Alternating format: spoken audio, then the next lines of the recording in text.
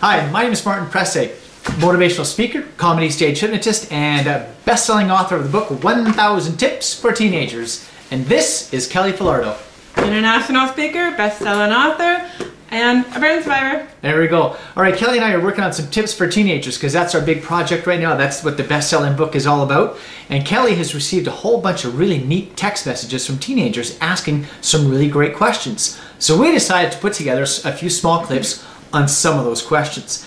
And tonight, one of the questions we're dealing with is... what was the worst part of high school? All right, that's a good one. It is, and we've got some really I think they're pretty cool stories. All right, so I'm thinking about the worst part of high school for me would have been that I never felt like I fit in. It's I think a problem most teenagers deal with. Certainly, you know, I know my own kids. We've talked about that with them, and I really struggled with that. I never felt like I fit in. I remember the first time I felt like I fit in was when I was in college. I found a small group of people who thought like me, who kind of even looked like me, but looked like you? Yeah, you know, we all just... Oh my God! I know, we dressed the same, our hair was the same, you know, so it was obvious to me that we sort of had the same background. Okay. And that mattered to me because in high school I never felt like, again, I didn't feel like I fit in. I felt like I was just different, but I couldn't put my finger on it. What group did you belong to? Well, that's the thing. I desperately wanted to be like most kids. I wanted to be one of the cool kids, and you know what? I just was not cool. You weren't cool. I know. You probably can't believe it. I know. You weren't cool. I just wasn't cool. I really wanted to be, and I tried to be cool, but I wasn't. So I remember at one point my sister said, you know, the people that you hang with don't even like you. They treat you... Yeah, I know. And You're a mean sister. No, well, it was kind of a blessing in disguise because it kind of opened my eyes that my friends, or people I thought were my friends, treated me so poorly.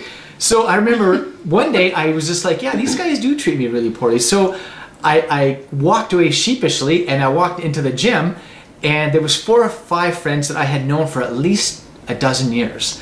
And we started playing basketball together, and I thought to myself, these are my real friends. The nerds? Yeah. The nerds? They were a little nerdy. But I mean, these were people who treated me nicely. They're like, hey Martin, what's up? And I was like, what am I thinking? These are my friends. You know, these are the people who I should hang out with. And that was halfway through the last year of high school. So I was a little slow to learn, but it made high school bearable. And from then on, I lived in the gym. I lived in the gym. Did you stink in the gym too? I'm sure I stunk up the gym on many occasions, but at least I found a place where I moderately belonged.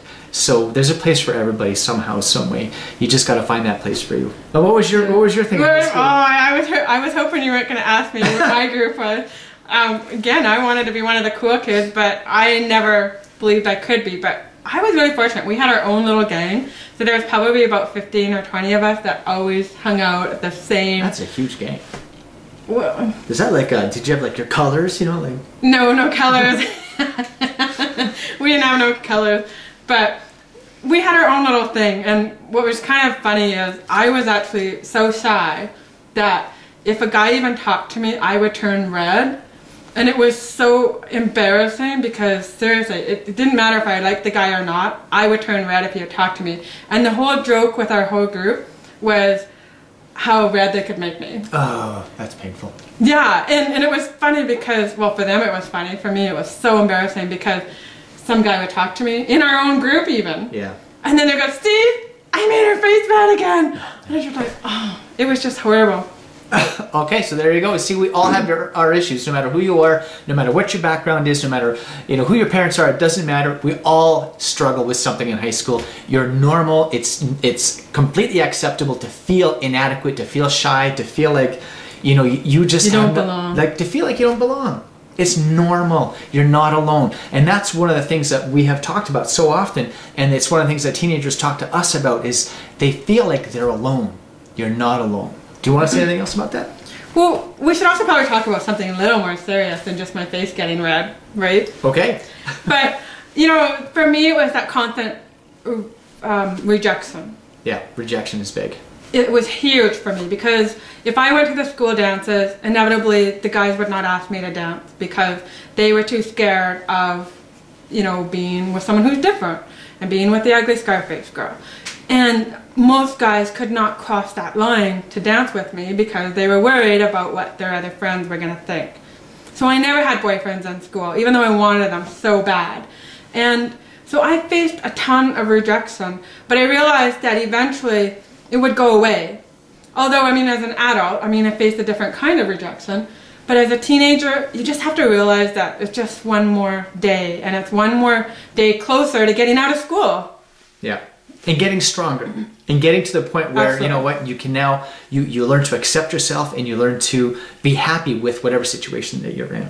Right, and getting stronger is a good thing. Yeah. And you have to go there. You have to go through the hard parts to get stronger. Exactly. Because sometimes people just want to shy away, and absolutely, I did too. I mean, I became very, very shy, and a lot of times you would never know that, me as an adult now, because I realized that being shy didn't get me what I wanted in my life. That's so good. And that was the truth. I mean, there were so many things I wanted and couldn't get it because I was too shy to ask for it. And I had to break out of that shy mold so that I could get what I wanted in my life. Love it. I'm Martin Presse. This is Kelly Falardeau. We're going to be doing a lot more clips, so stay tuned, keep watching this channel, and good luck to you.